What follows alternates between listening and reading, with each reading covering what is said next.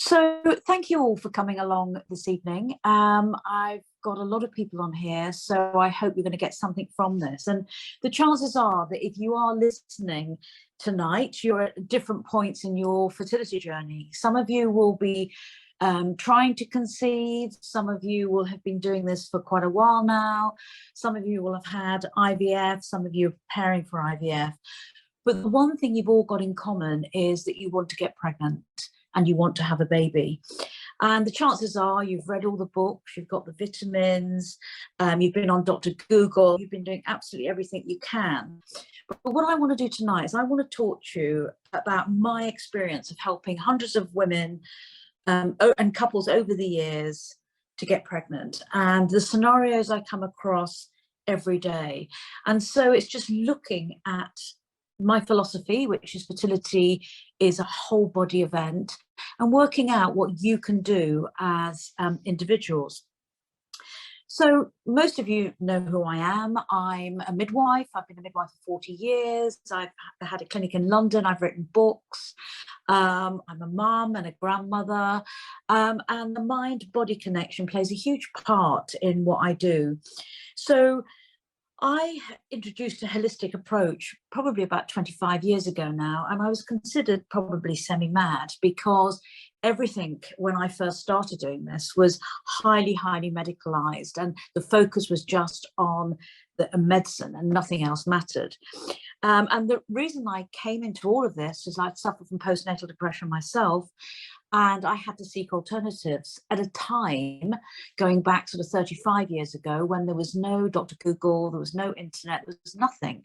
So I had to sort of search myself for the answers, which has led me to doing the work that I do now. And I truly believe that looking at absolutely every aspect of your life makes a big difference to your fertility.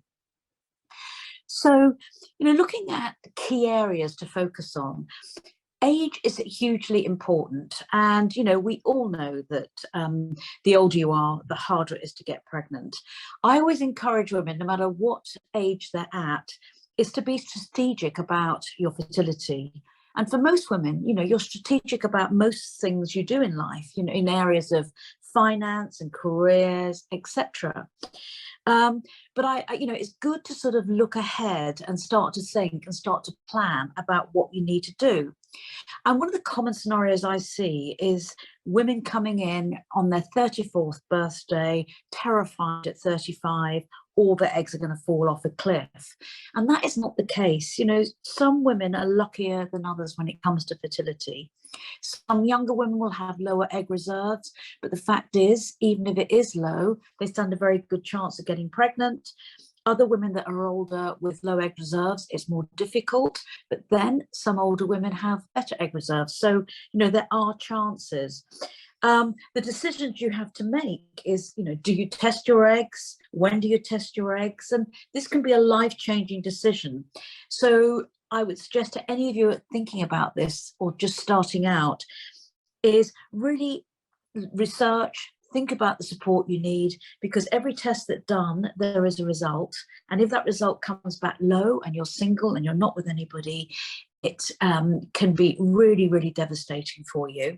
And equally, it affects, future relationships you might have knowing some of this information. But equally, don't bury your head in the sand. It's good to know what's going on, especially if certain things like your mother's had a menopause, that will make a big difference maybe to your fertility, which means you have to start younger. And I see women all of the time. One woman I saw last week, 38, married for 10 years, a low AMH, and she just has been beating herself up ever since that she didn't do something sooner. So what I'm trying to get across here is don't look back and have any regrets. Really think about where you are now and what you need to do. And one of the questions I often ask women in this scenario when they're older and their AMH comes back and it's low is, what do you wish you had done? And they always say to me, I wish I had sought help earlier or sooner, because now it's really difficult for me. And again, remembering, dealing with uncertainty as well, you don't have control over when and if you will get pregnant, but you do have control over your thoughts, your reactions, your diet, your lifestyle, and how you manage that whole path.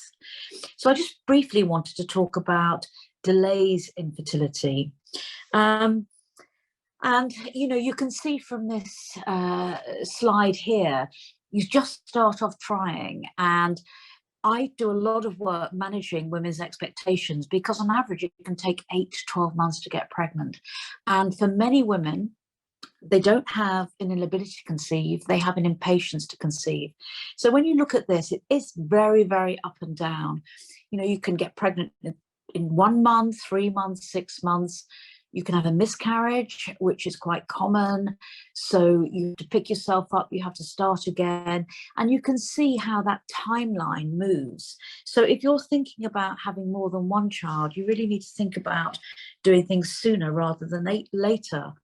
And, very often women will say to me, I want to test my egg reserves because I want to see how long I've got. I'm not ready to have a baby yet. I want to wait a couple more years. And it doesn't matter when you do this test. Nobody knows how long you've got. Nobody knows how your egg reserves are going to change, whether there's any other underlying factors that are going on for you. So, it is important that you are strategic, you think about what your next steps are. And I know it's difficult. People don't always have money to do egg freezing or fertility treatments. But, I'm just encouraging you to look outside the box and to think about where you're at and what needs to happen. So I'm sure many of you relate to this inside the mind of a woman trying for a baby. You all have these thoughts, these feelings about losing confidence, feeling alone, feeling resentful of other women getting pregnant, which you don't like. Lucky that you've got one child. It was easy to conceive the first time. It's much harder to conceive the second time. Lots of pressure around ovulation. And all the gadgets, gizmos and apps that are used as well take you further and further away from, your body and what's really, really going on. So, the challenges that you are facing is dealing with that biological clock, losing fertility and creativity on every level. And what I mean by that is that there's so much fear around fertility now. You read the papers, it's always on the media about absolutely everything you eat, you don't eat can contribute to fertility issues. But with fear, it's a really strong emotion and it stagnates your growth on every level. Your life becomes on hold and you lose your creativity. You stop doing what you used to do because you're waiting for this to happen. And it doesn't have to be that way. No two people are the same. You might be on the same path with what you want to achieve, but some of you are going to have a bumpier ride than others. So you have to be able to manage your mindset and your thoughts on a day-to-day basis. Also, the challenge as well is women are usually quite intuitive about what they need, but going through fertility, you lose that intuition. You're unable to make decisions or plans. Is that somebody coming through? So your life is ruled by gadgets, gizmos, and Google. You feel this loss, this disconnection, stuck in a negative mindset. And, fertility does affect every relationship you have. So you end up distancing yourself from everything around you and not feeling like you. And with all this technology we've got, it's good and bad because there's absolutely emotional overwhelm. So, there is a chemistry to baby making, I think. You look back to when you first started trying, and for some of you, you're just in this scenario. For others, it's 3 or 4 years on. And the excitement of trying, the waiting a couple of months, is this going to be the month? And then by the time you've done 2 or 3 years, it's hard to remember all of that. So I like to look at all of the key areas: mindset, sex, lifestyle, nutrition, relationship, and also supplements.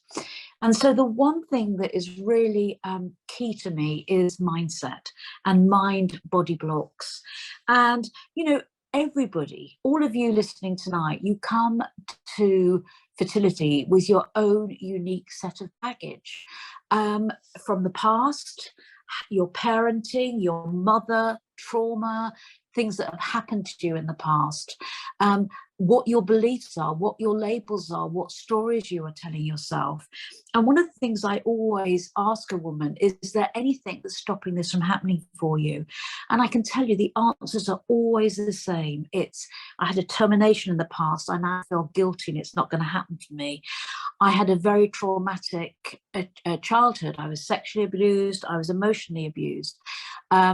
My mother suffered from depression. There are so many, I could go on and on and on.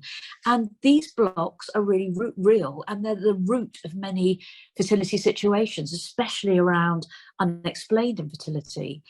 And this profoundly influences, I think, your ability to conceive.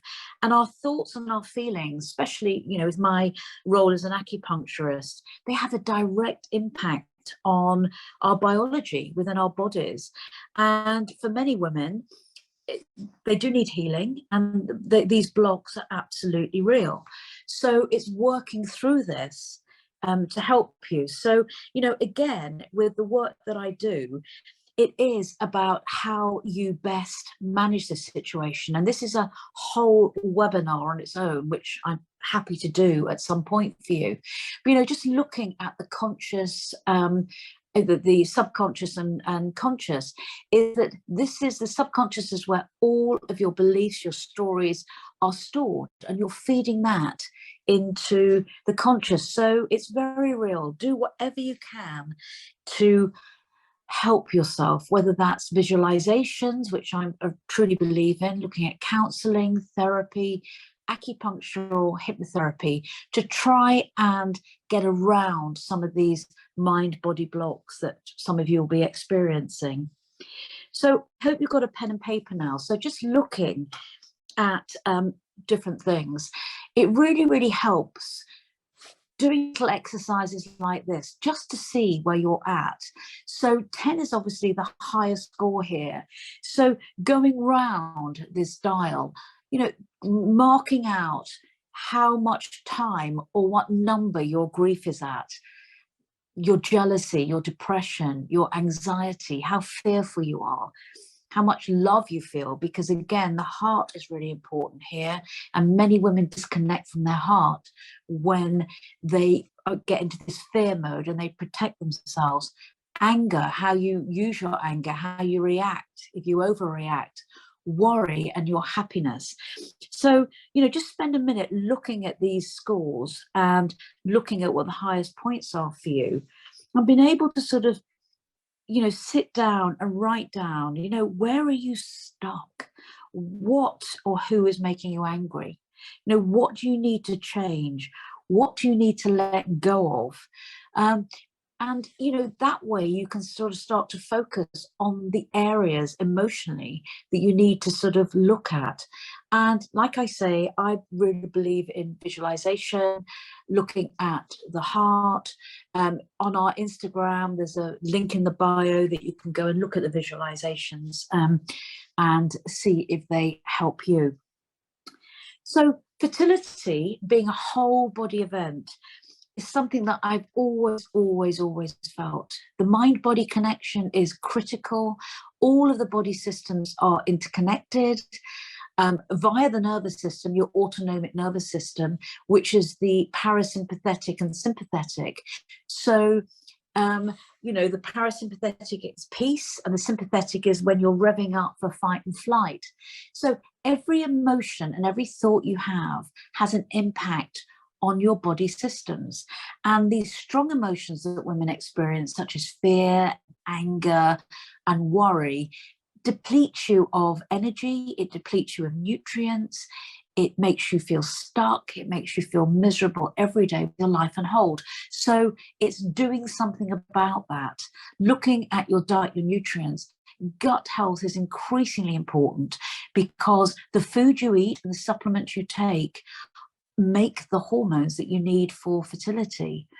Looking at your heart, looking at your energy, and calming down your body system is really important. And it's easy to exercise, it's easy to think about what you're going to eat. It's much harder to get your mindset in place. So simple exercises of breathing, meditation, there are many apps out there that help you. It's important to practice every day. It's important to wake up every morning.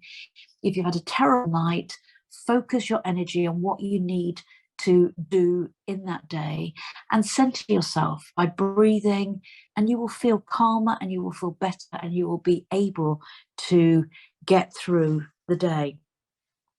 So I've got two charts here I want to show you, but I couldn't fit them all on one chart. So this is why it's the whole body is important, and this is what we used to do for fertility awareness. And this is from Jane Knight, who I used to work with.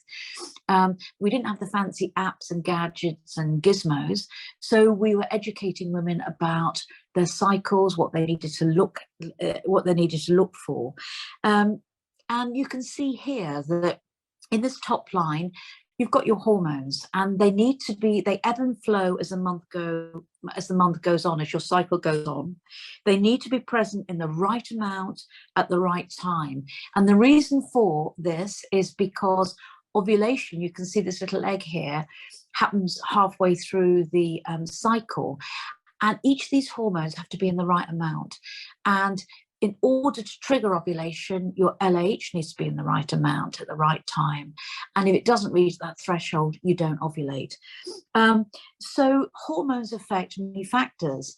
And if you're stressed, you're going to produce stress hormones and release cortisol, which is going to dampen down hormones for ovulation. If you're overweight, if you're underweight, it's going to have the same impact. If you're post-pill, sometimes it takes a while for your hormones to get back into kilter. But it is important when you first come off pill, you have as much sex as you can. And also your energy, if you're tired and you're depleted, it doesn't matter whether you produce an egg or not. It doesn't matter whether a man produces sperm. It all requires energy. So, really think about what you can do to manage your mindset, breathe, visualize things that are going to calm down. And you can sort of see as the month goes on, you have your period, it's a shredding of the endometrium, your estrogen starts to rise, your follicle stimulating hormone starts to rise, which is working on the follicles in the ovaries. And also, as this estrogen rises, you start to produce secretions, which are your fertile secretions, and your fertile window, which is 5 days leading up to ovulation. So this makes it easier for the sperm to be able to swim up through the secretions to reach the egg. And this is the way that we used to get women to chart their fertility. They would chart their secretions and know exactly what was going on. And this thermometer, this temperature chart here, was being able to see when you ovulate. I don't encourage fertility taking thermometers. I think it makes it more stressful. It's fine to do for a couple of months, but when you're doing it for a year or so, it's an absolute passion killer. So looking at what gets you pregnant faster, sex is obviously the one thing that's going to get you pregnant faster. But what I see every day is sex is great in the beginning. It's fun, it's fantastic, but then it becomes really mechanical. And there are so many passion killers involved, because what happens is a woman will focus on the egg, knowing it only lasts 12 to 24 hours. She gets an absolute panic because you've got to have sex on that night, or else the egg is going to have gone.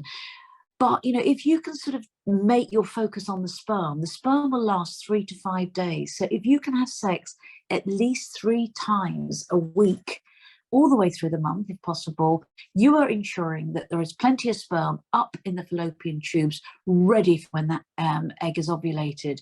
Because ovulation is a random event. You can't pinpoint when it's going to happen. The next thing is Dr. Google. Dr. Google, Dr. Google, Dr. Google.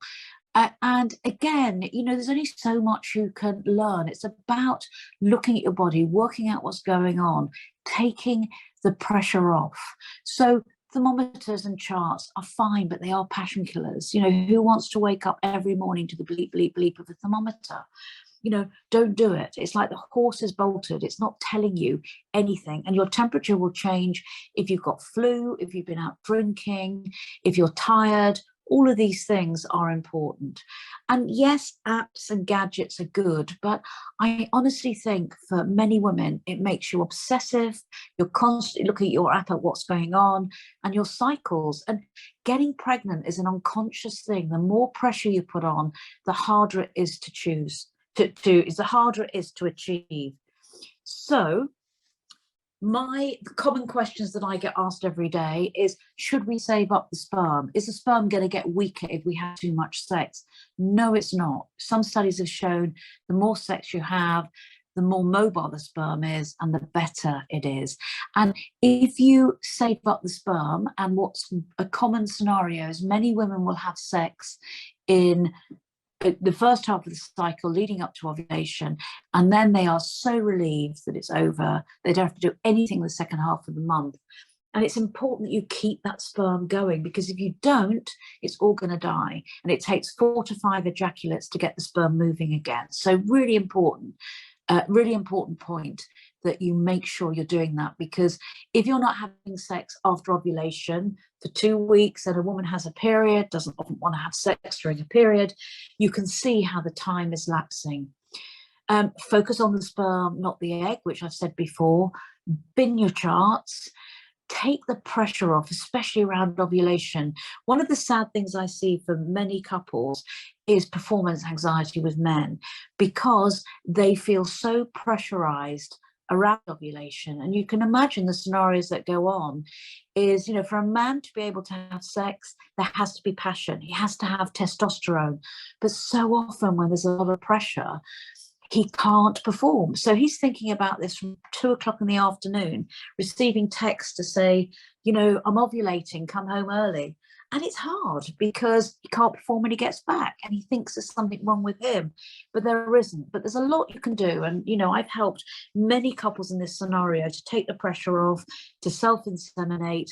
It doesn't, you know, it's not, sex isn't perfect when you're trying for a baby, and it's mechanical. And some women think it's got to be this romantic thing that happens. It doesn't. You can get your sex life back afterwards.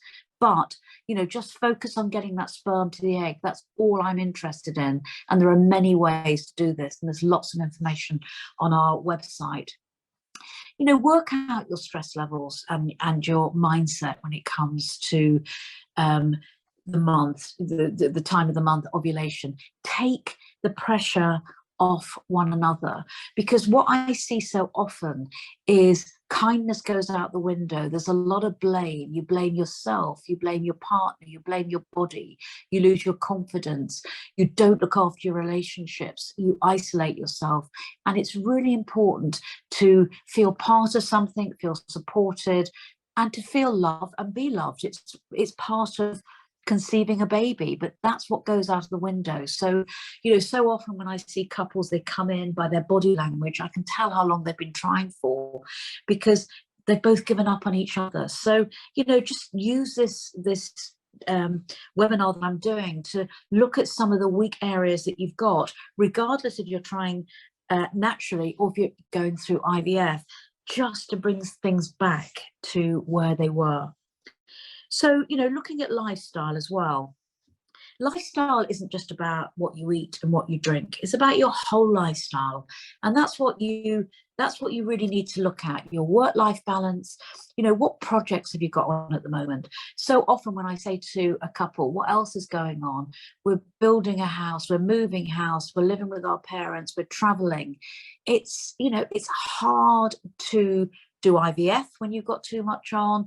It's hard when you're trying naturally. So, you know, really think about, especially if you're doing IVF, what projects do you need to finish before you can go on and focus on your IVF cycle? Again, I'm a huge believer in energy stores, building your energy through sleeping, getting out in nature, And, you know, resting. So many couples are depleted in energy. Look at your nutrition reserves, because it's all about building up your reserves to get pregnant, building up those reserves when you are pregnant, and also managing your stress. And when I say stress, it's not just about stress, it's about the emotional triggers that trigger stress, deplete you of vital nutrients, and do affect your hormones as well. So I just want to take a minute for you to look at the next chart and get your pen and paper out there and start to sort of focus. You can't do everything at once. It's just not possible. So, for example, looking at your relationships, you know, what relationships are working for you? And this is not just your relationship with your partner, or if you're a same-sex couple with your partner. It's about what is the quality of relationships? You know, who serves you well in those relationships? Who's supporting you? Who's not supporting you? Who don't you feel good around? How is your work? What's going on at work? What are your work relationships like? Do not cut people off, but do cut the people out that aren't helping you or serving you. Relaxation, you know, I often ask women what they do for relaxation. They'll say things like, oh, I exercise. Exercise isn't relaxing. True relaxation is through sleeping, through meditating, through mindfulness. And it all sounds complicated, and it's not. It doesn't have to be. 15 to 20 minutes just on your own, reading a book, lying on the bed, thinking, breathing. Build that into your daily life. But don't let anyone say to you, relax and it will happen. I'm sure they do. You can't relax when you're trying for a baby. You can't relax in your fertile years. You can't relax because you're always searching for answers. So do the best you can to manage. The body is always trying to get that relaxation back through parasympathetic nervous system. So through breathing, through breath is going to help you enormously. Looking at stress levels, looking at what you are finding stressful. What are the stresses for you? Who are the stresses for you? How are you reacting? How are you overreacting? You know, really sort of write something down after this about where you're stuck, what you need to do, what is stressing you, what changes you need to make. All very important. How about your energy? What are your energy levels like? You know, are you going to bed at 2 o'clock in the morning? Are you waking up worrying at 4 o'clock in the morning? What can you do? Are you drinking too much before you go to bed? What can you do to sustain your energy? One of the sad things I often find is when I ask a couple that are trying for a baby, what fun are you having at the moment? And it's really sad because they look at each other and there's actually no fun because your life is on hold. You stop going out to restaurants. You're trying to be perfect and good all of the time. And it's not fun. So try and build some of that fun in. Don't put your life on hold. Remember how you were together before you started all of this, going out, having a good time, not just limiting your life, because you're limiting everything when you do this. It's not good for your hormones. It's not good for fun. It's not good for your lifestyle. So look at what you can do.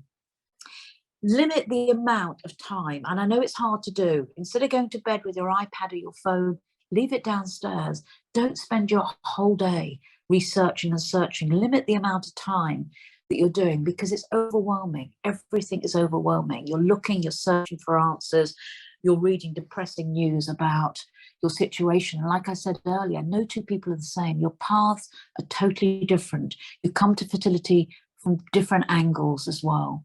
So working out your work-life balance, looking at your sex life, what can you do to improve it? You know, it's you know, how can you increase the amount of sex that you have? Are you having issues with sex? You know, talk to somebody if you are. Exercise is absolutely great, but over-exercising can be depleting. It can deplete you of nutrients.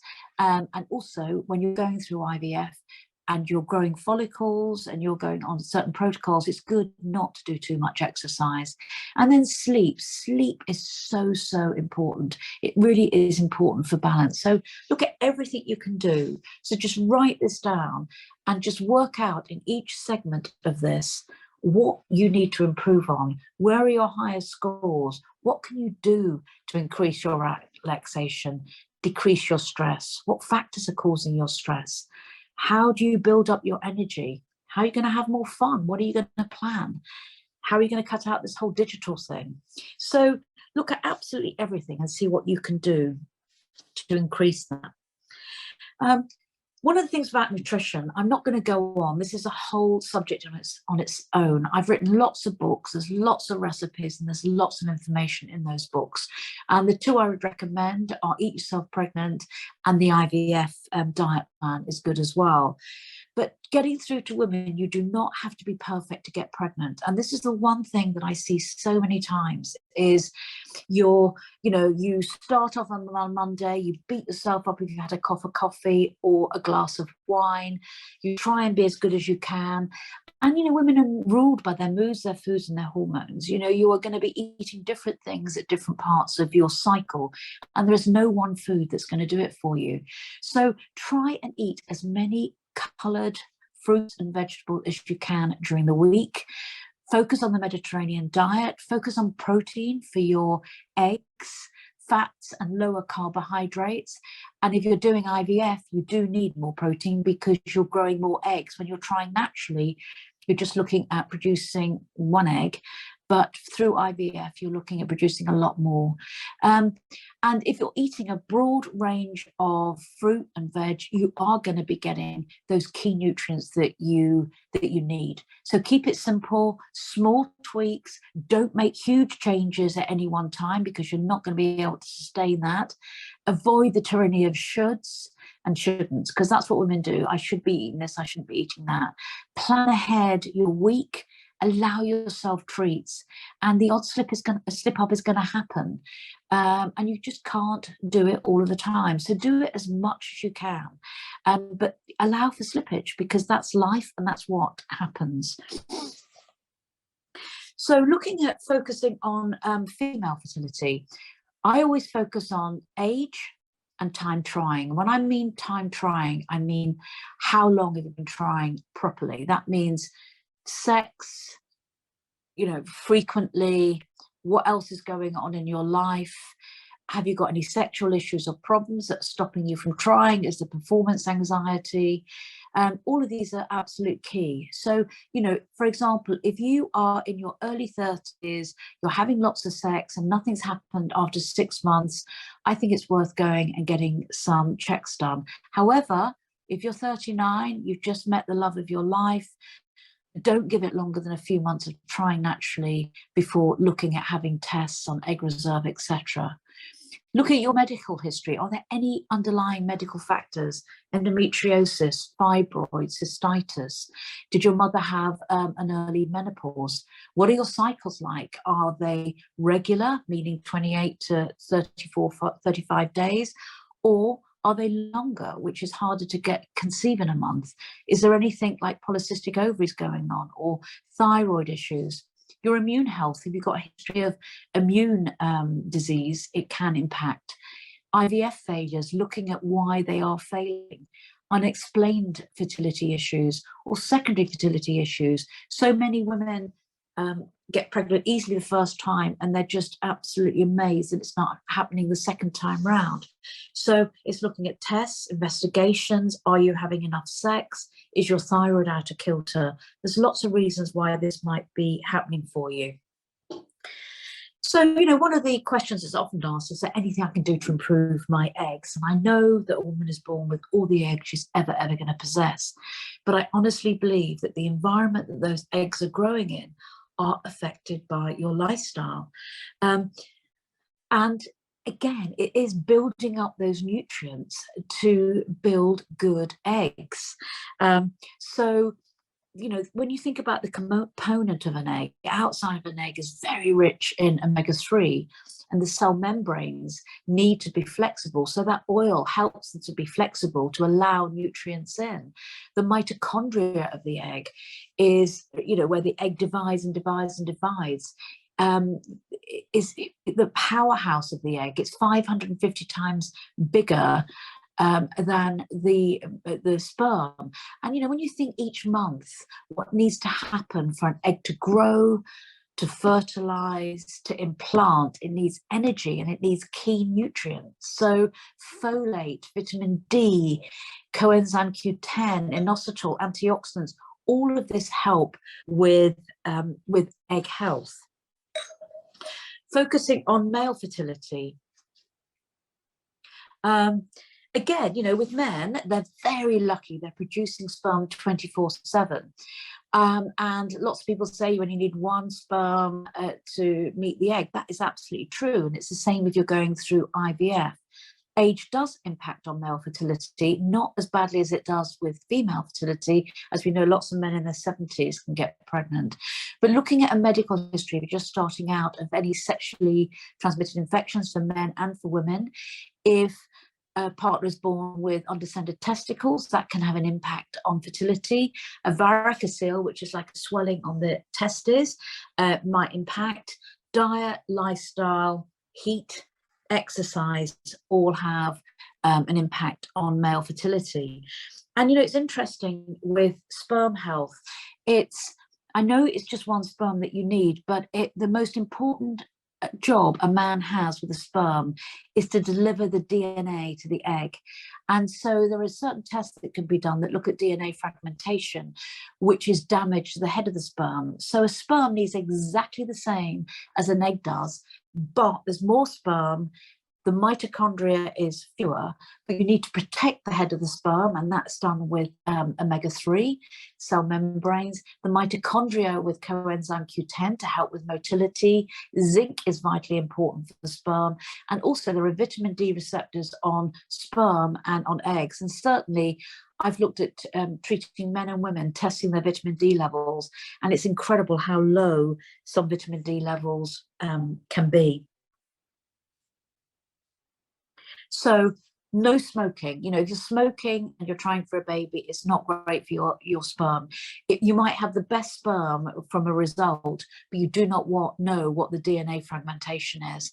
Pollution, alcohol, steroids, all of this can have an impact on sperm. There's a lot you can do. The difficult thing about sperm is for some men, they will make all these changes, they will take the vitamins, and it won't make any difference. For others, you can see huge changes in the parameters of the sperm. So I'm going to talk a bit now, because I've been asked lots of questions about the supplements and what makes a good supplement. And I started these products 21 years ago. And, you know, at a time when there was so little information around, and they are absolutely thriving and expanding, which is great. And we know so much more now than we did 21 years ago. And, you know, for me, I became particularly interested in supplements as a result of suffering from postnatal depression when I had my son, and there was no Dr. Google there. I had to just get on with it and do the research that I needed to do. But what's increasingly important for me, it's not just about the brand is not just about supplements. I always want the best supplements. I'm very much involved in the range, the ingredients, the raw materials, and the sources. But it's about education and support, and that's what I want to give you. I want to be able to do lots of these webinars to sort of help you on your journey and on your way. So I'm just going to cover some of them now. One of the things I was really excited about when we found this product, which is FemSeed, is there's so much work that's being done now on the vaginal microbiome for men and for women, especially in IVF clinics. They're now testing by doing biopsies to see what the microbiome is in the uterus. And the microbiome, I'm sure you've all heard about the gut microbiome, but it's an ecosystem within the body, and different microbiomes in different areas of the body have different strains of probiotics that are needed. But what's exciting is, you know, looking at sperm DNA fragmentation, you get a result, and then there's always controversy about what antioxidants to take, what you should be doing. But with these probiotics and FemSeed, you need lactobacillus. It's there to take. There's a course of it over 4 weeks that you take, but also it's been researched so that we do know it's got a really important role in reproductive health. So underlying factors such as urinary tract infections, thrush, vaginosis, implantation, it has a big impact on. And we've got all of that information on our website, so please take a look. It's in much more detail that you can download. And so it does help with implantation. So I get all women on the FemSeeve, and also men for Menseeve, because men have a microbiome as well in the semen, and it's been shown to really help with certain sperm parameters. So really important. PCOS is so common, and it's really difficult, and there are obviously some cases are more severe than others when it comes to it. So for some women, they have lean PCOS where they're slim, others are overweight. Blood sugar balance is really key. There are drugs that can be used, such as metformin, but again, inositol, which is a vitamin, is very good to take. The research and studies that have been done on that to show that it can help regulate your cycle. It can help with insulin resistance. It can help with blood sugar balance. So, very good to take. But again, important that you seek help as well. So there is so much information on the website that I'm just going to go through this quickly. I'm often asked, what do I need to take if I'm sort of under 35? If you're trying naturally or it's unexplained infertility, you just need to take a multivitamin and mineral that contains folate. You might want to take an antioxidant as well, omega-3, vitamin D, and FemSeeve. If you're over 35 with fertility issues and egg quality, it's looking at VitaFem Boost, which contains the antioxidants, omega-3, vitamin D, inositol, FemSeeve, and also CoQ10. But what we've started to do, which I'm really pleased about, is looking at tying all the products together. So there's an IVF support pack, which contains everything you need for your cycle. There is also a frozen embryo transfer kit, and it's quite interesting. When I started, doing this, even 10 years ago, it was all about getting pregnant, doing IVF, having your embryos put straight back in. And now there's so much more we know, and so many more women have frozen embryo transfers with a very good success rate. And this is because we're starting to understand more now about uterine receptibility. And I know many clinics do test certain hormones such as progesterone, and if it's not at the right level, the embryos don't go back in that cycle, they go back in another cycle. And equally, if somebody is overstimulated, again, it's letting the body get back to its natural state, and you have it done on a more natural cycle. So women like to sort of take this as well. Many women now are freezing their eggs, and we've got the Ultimate Egg Health Pack again to support you in the lead up to doing egg freezing. Vitamin is one pill, because men don't like taking lots of pills. But again, it contains everything you need for sperm health. And we've got the Boost 1 and the Boost 2. Boost 2 is often given when the sperm is really, some of the parameters really need a boost, and it contains a lot of zinc and selenium, CoQ10, carnitine, and lycopene that have been shown to help support sperm health. DHA, omega-3, is vitally important at every stage of health and fertility and pregnancy as well. So just sort of coming to the end now, we've got the Ultimate Male IVF Support Kit. So, looking at your plan, whether you're trying naturally or whether you're going through IVF, really work within a time frame. Give yourself 4 to 6 months to try and get pregnant. If you've come off the pill and your cycles haven't returned, go and seek help. Age and time trying is really important. And what I want you to take away from this webinar are all the things you can do to try and increase your chances of getting pregnant more quickly. Look and reassess the areas of your lifestyle and improve where you need to improve.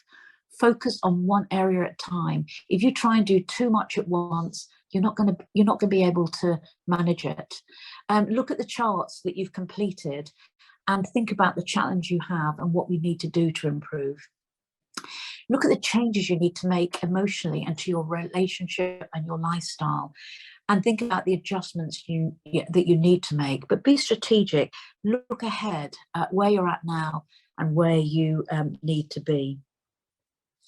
So, is it medical? Is it nutrition? Is it lifestyle? Is it health? These are all key components, I believe, in getting pregnant, trying naturally or going through IVF. Thank you so much for listening tonight. And as a 21-year anniversary, we're going to give you 20% or more off the site. So just go and have a look and see if there's anything on there that you feel will help you. So now I'm going to be doing some questions. Hope I'm going to be doing some questions. Hi, everybody. How are you all doing? So what questions do I have for you this evening?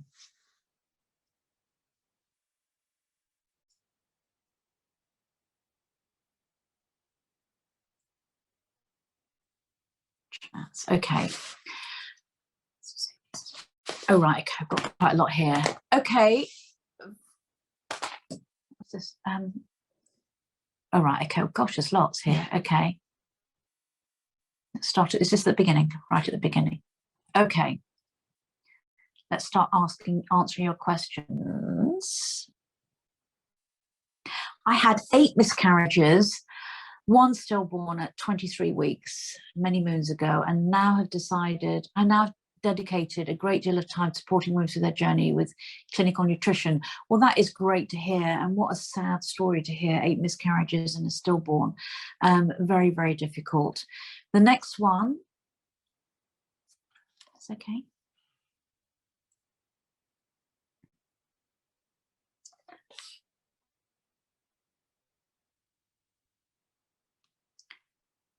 Advice on regulating immunity. It's really, it's really difficult without really knowing what immunity issues that you have. But what is important when it comes to immunity is looking at inflammation and putting yourself on an inflammatory, anti-inflammatory diet. So certainly, definitely looking at vitamin D and omega-3 as helping you do that. Okay. Okay, would you recommend both men and women take respective packs, or will the couples pack work okay? Well, I think there's different things in the men and women's packs, so it's probably taking separate packs. It depends on which one that you're taking. Okay, what's this one here? Okay, this one here. Lab tests showing that women have low reserves of eggs in their ovaries may not necessarily mean they will struggle to get pregnant. That's absolutely true. The researchers examined results from blood and urine tests that indicate reserves or egg supply in 750 women. No, I'm going to answer that because I think you're absolutely right. What's difficult about this is that ovarian reserve is just one marker. It tells us about a marker in the blood, anti-Müllerian hormone.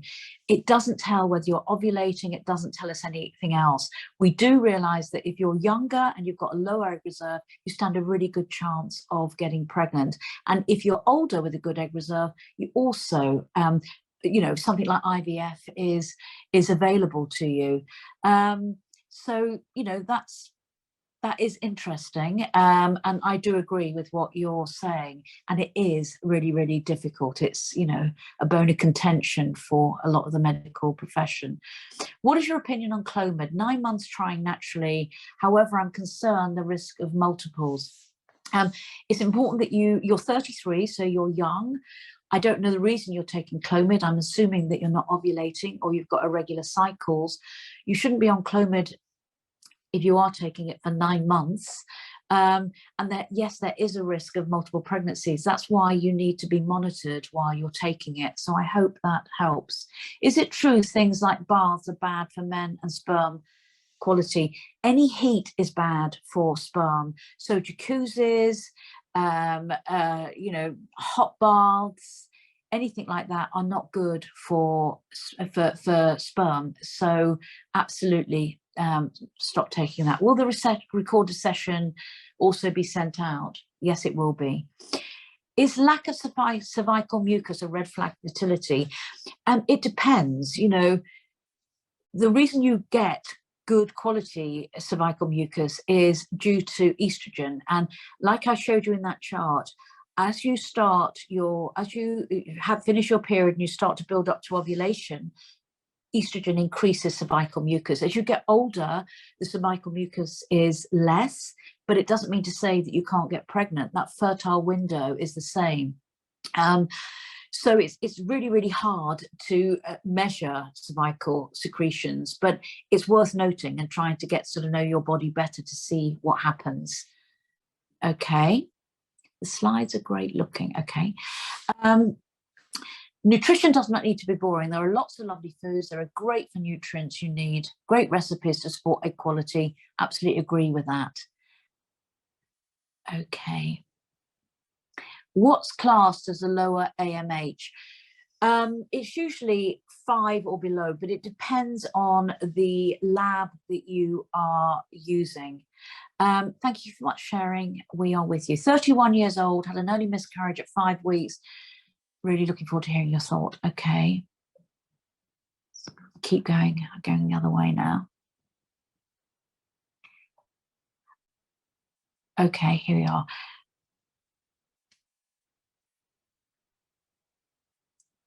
Can having a surgical miscarriage affect the time it takes to get pregnant again? It's really difficult. It shouldn't. It really shouldn't. I think it's important that when you've had a miscarriage, you start trying as soon as you can, especially if you are older. But many women do worry about this. What are the signs of low progesterone? You only know if you've got low progesterone if you have a blood test taken, usually around day 21.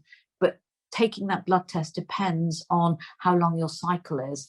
So if it's 28 days, it's usually on day 21. But if your cycle is longer or shorter, it will be earlier or later. So the only way of really telling about low progesterone is through a blood test. Folate or folic acid. All of our products have folate in it. Folate is a more natural form of folic acid. It's more easily absorbed in the body. And again, there are certain conditions that women will have where they have to take large doses of folic acid, which can be detrimental because they find it harder to absorb and to be able to process. Can a termination that was an ectopic blocked fallopian tubes, and blocked fallopian tubes very early at 6 weeks? I don't really understand that question. Any advice on premature ovarian failure? I'll be doing an egg freezing in a few months. AMH is on the low side, but normal. It's very, very hard with premature ovarian failure. And that's why one of the questions I think is important to ask is, at what age did your mother have a menopause? Because if she went into menopause in her mid-30s, the chances are that you will as well. And there are many different reasons for premature ovarian failure. So it's good that you are having your eggs frozen. What BMI is too high? This is a difficult one. I mean, generally, we look, it depends on if you're going to fertility on the NHS or IVF. Generally, we look at a BMI being too high over 30, and that's generally what is accepted. So it's getting your weight down, which is not easy, I know. Farah, this research, is there a name for it? I can't work that out. I'm a male celiac. Any advice? I suffer from hospitalized viral epididymitis, swollen testicles. Should I have my sperm tested? Yeah, I think you should have your sperm tested. And obviously you're on gluten-free food. You should be taking vitamin D. I think it's definitely worth having your sperm tested. If you need to keep the cost down, which would you recommend is a must take? I don't know what the situation is, but I think an all-round multivitamin, a mineral, a vitamin D, and omega-3. I've answered that about classified as a low AMH.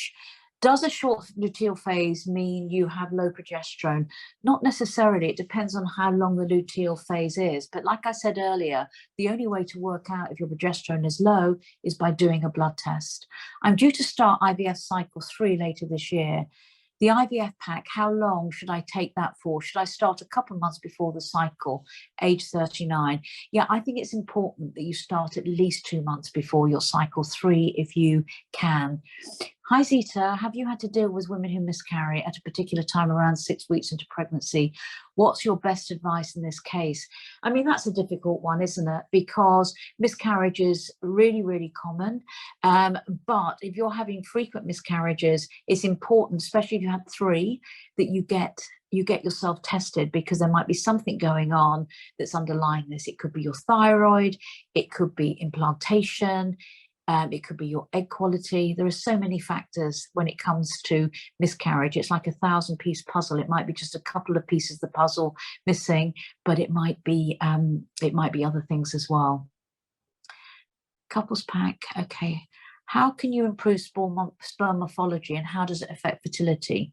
My partner's sperm morphology is 2. It's quite interesting, isn't it? Because most men have high numbers of sperm, and we look at 4% of the morphology, which is the shape of the head, the tail, and the neck, being normal. So that means that 96% is abnormal. 2 is low. So it's very, very hard to know what impacts on sperm morphology. Looking at lifestyle, looking at taking supplements, repeating the test and see if it does improve. So, if you're drinking, if you're smoking, if your diet is poor, if you're having hot baths, look at all you can do to improve over a 3-month period. Good evening. Sorry, I was late to join. Please, any drugs to boost the female eggs? My wife had a blood test and doctor said certain indicator is below 3, hence he won't go on to do IVF unless we pay, and even that one is unlikely she will be successful. Yeah, it's a difficult one, isn't it? Because what's hard is if your egg reserves are low, you need a good group of eggs to make IVF successful. So if they're low, the chances are you're not going to stimulate, you're not going to get to the end of a cycle, so you've wasted a lot of money, time, and energy trying to do this. But I believe that you've got to do everything you can to help with the eggs that you've got. And the sad thing, when it comes back and it's low, it's never going to increase hugely, but you need an ultrasound scan as well. So I would recommend the IVF Ultimate Kit, because it's got the coenzyme Q10, the DHA, the inositol, everything that you need to do. But important that you get the support that you need as well. I'm 41. I had my first child 11 years ago, but never could get pregnant again. No medical issues detected. Thinking about IVF now before it's too late. Is that still possible to do naturally at my age? It's a difficult one. I think that you need to have tests done. At 41, you're not too old, but it depends on what your egg reserves are. So I would definitely, if you're trying naturally, having lots of sex, great, but work within a time frame. And I think it would be good to go and see a fertility clinic to get tests to see what's happening. I'm 43, my AMH is 4.4 and FSH is 12. I ovulate regularly. I've been taking prenatal supplements and CoQ10. How long should I try naturally before either giving up or trying treatment? Unfortunately, I only met my partner at 39. Oh, that's sad, isn't it? So, at 43, it's really difficult. The AMH is low. I know that you're ovulating regularly, you're taking all the vitamins, etc. I think it's worth going along to get your AMH tested and getting some help or advice in terms of what the next step should be for you. Okay, I think I've done them all, haven't I? Okay, Hera, I'm 41 with an AMH 10.8. Trying for 8 months with 1 miscarriage in March. We're now doing IVF. Do you think this is a good time scale? Trying for 8 months with 1 miscarriage. Yeah, I think you should be doing IVF now. The great thing is your AMH is not bad for your age at 41. You have got pregnant. I know you've miscarried, but you have got pregnant. But I think it's good to start looking at IVF. Okay. Oh, thank you for those nice comments. A wonderful, informative webinar. I'm 34, just starting out my fertility journey with my husband, who's in the military. We find it very hard to have sex regularly, as he's away most of the week. And though you suggest having sex at least 5 times a week, I have come away with a lot more knowledge and hope that we will have success soon. I really do hope you'll have success soon, especially, you know, if you have as much sex as you can. And remember that sperm lasts 3 to 5 days. So, you know, if you can have as much sex, even if he has to go away, something might still be happening. What does AMH stand for and where did it come from? I really feel I have been let down by my doctors, now 44. Well, this test has been available over the last 10 years. It is a marker within the ovaries to tell us what the level is. So the higher the level, the better. The lower the level is generally with age, but it's just one marker, like I say, and it should be done with a scan as well, an ultrasound scan to count the follicles. I'm 29 years old. I've been trying for 2.5 years, had 6 months of Clomid, unsuccessful in pregnancy, but brought my cycles into line. Since coming off Clomid, my cycles have reverted back to 36 to 40 days. I've been taking your supplements on day 37, not sure what else I should do. I honestly think now, if you've been trying, you're 29, you're young, you've been trying for 2.5 years, I really think you should consider something like a stimulated cycle or looking at IVF. So I think you need to get help now. This has been going on for too long, and your cycles, because they're so irregular, they're limiting the amount of opportunities you have to get pregnant within a year. Can having an abortion to a pregnancy that was ectopic damage the fallopian tube? That abortion was done at 5 to 6 months. Yeah, it can. The fact is, it was ectopic, probably meant the tube was damaged anyway.